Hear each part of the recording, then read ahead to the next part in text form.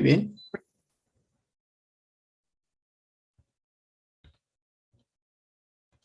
Hola, les habla Armando Carvajal de GlobalTech. Hoy queremos compartirles un valor agregado que damos en nuestros cursos Master in Bot Automation 360 mensualmente. Damos el valor agregado de calcular la complejidad de automatizar, de robotizar un proceso. Entonces, como promesa de esta charla, veremos 4 tópicos. El primero es cómo se calcula la complejidad, cuáles son las etapas de la implementación de un bot, cuáles son los roles y unas conclusiones. Iniciemos. Complejidad. Tenemos este archivo Excel que lo compartimos en los entrenamientos. El usuario debe diligenciar qué proceso va a automatizar, a quién está entrevistando y en qué fecha está haciendo la entrevista. Vamos a evaluar 4 características en las filas, observen, características del proceso, características de tecnología, características de datos y características de aplicaciones, contra una complejidad que va a ser baja, media o alta. ¿Qué es una complejidad baja? En principio, lo primero que sugerimos por experiencia mirar es que el proceso que vas a automatizar está formado por cuántas actividades. Recordemos, las actividades son parte del proceso. Si fuera una mesa el proceso, las patas de la mesa son las actividades y la mesa en sí es el negocio, es el proceso. Entonces, si mi negocio, si mi proceso a automatizar tiene entre 1 y 50 actividades, su complejidad será baja. Si está entre 51 y 150, su complejidad será media. Y si está entre 151 o más actividades, su complejidad será alta. Ejemplo, tengo una tarea y veo que en el proceso las tareas son muy simples y repetitivas. Eso es lo normal. Generalmente el dueño del proceso sabe esta información, pero no sabe ponerla en un Excel para estructurar las ideas. Y cuando yo mando a hacer esta robotización a alguien que no conoce mi negocio, es mejor saber cuánto se van a demorar para saber cuánto recurso vas a necesitar, para saber cuántos costos vas a pagar y cuánto tiempo. Bien, entonces, si como proceso las actividades que yo hago son tareas simples y repetitivas, esto es bajo. Pero si las tareas son manuales y las decisiones se basan, gracias a Dios, en reglas, esto es de complejidad media. Pero si las tareas son muy engorrosas, siguen siendo basadas en reglas, pero hay muchas rutas para llegar a esa decisión. La complejidad es alta. En un momento veremos cuánto tiempo nos da baja, media o alta. Tecnología. ¿Cómo se mide las características tecnológicas que mi proceso usa o con las que interactúa? ¿Con qué tecnologías interactúa mi proceso? Si yo interactúo de 1 a 2 aplicaciones, ejemplo, un Excel o la lectura de un archivo CSV, y no sé, el sistema SAP, tendríamos 2, ¿verdad? Pero ¿qué pasa si interactúo de 3 a 4 aplicaciones? Tendríamos media. Pero si tuviese más de 10 o de 5 a 10, eso sería alta. Datos. Si mis datos son estructurados como generalmente en el negocio lo vemos, que es datos estructurados, un CSV o un Excel, donde en la primera columna está el nombre, o segunda columna el apellido, tercera columna el salario, o las ventas que hice en el día de productos. Estos son datos estructurados. Se dice que el mundo está compuesto en su 20% en datos estructurados. Hay un 80% que no vemos y son los datos no estructurados. Entonces, cuidado, esta parte es una de las más críticas cuando dimensiono la robotización de un proceso. Si los datos están estructurados en una base de datos, que eso lo conoce TI, no me interesa a mí como dueño del negocio, pero si yo sé que esta cosa está guardada en tablas en una base de datos, o está en un Excel, o está en un archivo CSV, esta cosa es de complejidad baja. Pero si yo como dueño del negocio, como operador del negocio, tengo para leer datos que usar OCR, estas tecnologías OCR. Esto lo hace de complejidad media. Pero si los datos están en facturas, escuchen, o en contratos, un contrato que hizo un abogado, eso no es fácilmente de estructurar. No estoy diciendo que el abogado haga su trabajo mal, no, al contrario. El abogado lo hace espectacular y el facturador lo hace espectacular, pero lo hace en su formato de humano. No lo hace con estructuras. Esto le da complejidad alta a la robotización del proceso. Pero ¿qué pasa si en las aplicaciones yo uso Excel, lectura de correo, manipulo archivos, tablas y combino teclas? Esta cosa es de complejidad baja. Pero si la resolución de la pantalla cambia y uso formularios que a veces se maximizan, o utilizo Flash como tecnología web, o utilizo objetos interactivos en las páginas web, esto daría una complejidad media. Pero ¿qué pasa si las ventanas, como en LinkedIn, se ocultan, son dinámicas, permiten drag and drop? Esto sería de complejidad alta. Un comentario. Si la tecnología que alguna de las páginas web usa es CAPTCHA, esta cosa sí es robotizable, pero no es unattended. Sería una robotización atendida, attended, porque requiero que el humano resuelva el reto que el CAPTCHA le pone al proceso para identificar que la persona es un ser humano. Es decir, esto es en contra de los robots. Los CAPTCHAs no son robotizables. Ahora, ¿que lo puedo hacer con tecnologías? Claro, pero en Colombia el Código Penal no permite que tú le hagas esto a un banco, a menos que el banco te lo autorice. Si el banco, la entidad financiera o quien puso el CAPTCHA en su portal no te autoriza, solo tendrás 2 años de cárcel. Por eso insisto, en Colombia no estamos por encima de las leyes. En Colombia respetamos las leyes. Por lo tanto, los CAPTCHA, solo si el banco te autoriza, solo si la entidad te autoriza, el Código Penal abre las puertas y permite que tú lo rompas. Mi consejo es, no los rompan. Deje que el negocio siga haciéndose como lo hacemos con las reglas de hoy, pero conviértanlo en un bot atendido. Muy bien, entonces, veamos mejor un caso real. Observen, voy a volver al PowerPoint y en el PowerPoint tengo un caso hipotético. Le he llamado en los entrenamientos a este caso hipotético email. Es una aseguradora que crea coberturas de seguro para las entidades telcos que en Colombia vendan celulares. Ejemplo, Claro, Tigo, ETB, WOM, cualquier otro, no importa quién sea.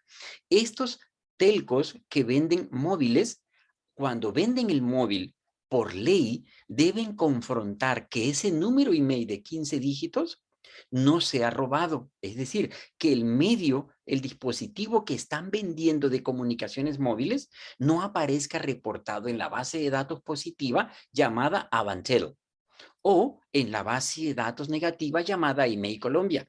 Si este número que yo acabo de vender en un móvil o que alguien trajo para ser activado en el país, si aparece en estas bases de datos negativas o positivas como robados, no se puede en Colombia dejar que este medio, este dispositivo, salga a operar.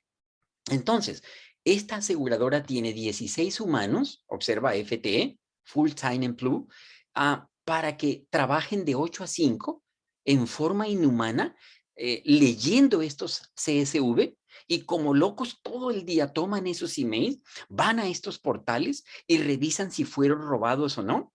Eso es una tarea repetitiva, cansona, que al humano no le gusta. Luego, la entidad aseguradora quiere que al final del proceso haya una salida, el mismo archivo CSV que me envía la telco, pero con las respuestas de los portales positivo y negativo. Además, la aseguradora desea que esos resultados se graben en el core del negocio, que es un sistema, no sé, AS400 o cualquier sistema que usen las entidades financieras. Importante, esta entidad quiere analítica de los datos que procesan los bots. Esto es bien clave, crítico e importante para el negocio. No tener que hacer más módulos de analítica. Ya la analítica la trae la robótica. Por eso transformarse digitalmente es muy fácil con Automation Anywhere, porque trae muchos componentes ya integrados. La pregunta es, bueno, listo, ya entendí. Entonces veamos, ¿cuántos humanos utilizo? 16. Ok. ¿Cuántas aplicaciones utilizo? Entonces me llega un archivo CSV, perdón, y sale otro archivo CSV. Digamos que por ser archivo CSV, usa una misma tecnología, una tecnología de archivos CSV. 2, el portal email positivo, van 2 aplicaciones.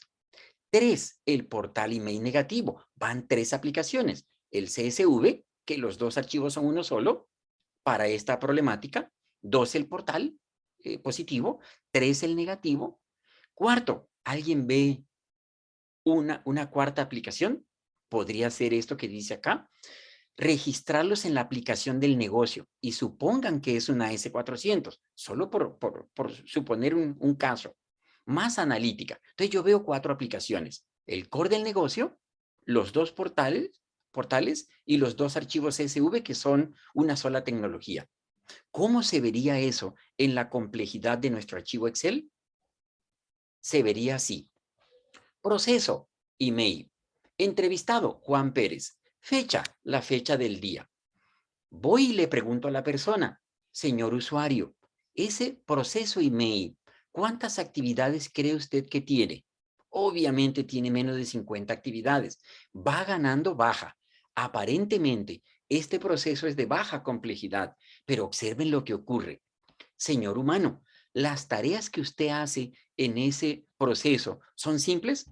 Sí, mira, me llega un archivo CSV, yo lo leo, tomo el email, copy, paste en el primer portal, paste en el segundo portal y en el mismo archivo escribo la respuesta. Se oye muy simple, va ganando baja. Entonces, el humano diría fácil de, no sé, capturar y validar datos. Observen. Eso me daría una calificación baja. Le coloco una B o la palabra baja, lo que quieras, para no hacerlo complicado, ¿verdad? Para hacer esto fácil, baja. Ok, pasemos a la segunda característica, tecnologías que usa mi proceso. ¿Interactúa de 1 a 2 aplicaciones? No, porque son 4. ¿Interactúa de 3 a 4? Puede ser. Va ganando, observa. Eh, interactúa, interactúa con 4 aplicaciones. Te va ganando media. Observa. Pero aquí hay algo oculto. Si yo dije a ese 400, ¿ven alguna observación especial? Claro, y es que si interactúo de 5 a 10 aplicaciones, no es el caso, pero hay emuladores, o hay Citrix, o hay SAP, o hay AS400, o cuidado, hay Java, esta cosa es de alta complejidad. Inmediatamente dejas que el humano conteste hasta ahí, pero tú le corriges. Interactúa con 4 aplicaciones y el core del negocio es un AS400. No es que sea difícil, no, es que requiere una capa de software y un licenciamiento especial y por lo tanto una complejidad especial. Esto lo vuelve alta. Observen esto, es muy importante caer en cuenta en esto. Para el señor del negocio, para el dueño del negocio, que es muy importante, es el humano que nos lleva a este reto, eso es de mediana dificultad, pero una validación posterior del centro de excelencia, del líder del centro de excelencia, debe darse cuenta que requiere de licenciamiento adicional, no de nosotros en Automation Anywhere, sino la licencia que se le paga a IBM por acceder a la S400 desde cualquier plataforma, o a Citrix, o a SAP. ¿Sí? O Java requiere de tecnologías adicionales para que sean accedidas externamente, quiero decir. Pasemos a otro ítem, datos. ¿Los datos son estructurados o usan OCR para extraerlos o son datos semiestructurados? Como es un CSV a la entrada y un CSV a la salida, esto es datos estructurados. Recordemos, el usuario dueño del proceso o la persona que asiste al dueño del proceso es quien debe llenar estos datos. No lo debe hacer el analista, no lo debe hacer el arquitecto. ¿Qué complejidad tiene? Baja. Entonces tenemos un baja, un alta, otro baja, y finalmente observen, email utiliza objetos simples o las pantallas varían de resolución o usan CAPTCHA. La respuesta es sí, usan CAPTCHA. Entonces, este pedazo, CAPTCHA, lo vuelve de alta dificultad. No importa entonces cuántos bajas, cuántos altas y cuántos media tenga. Lo que importa es la complejidad más alta. La más alta acá es alta. Por lo tanto, para responder email, deberíamos indicar que esto es de alta complejidad. La pregunta ahora es, listo, si esto es de alta complejidad, ¿cuánto debería demorarme?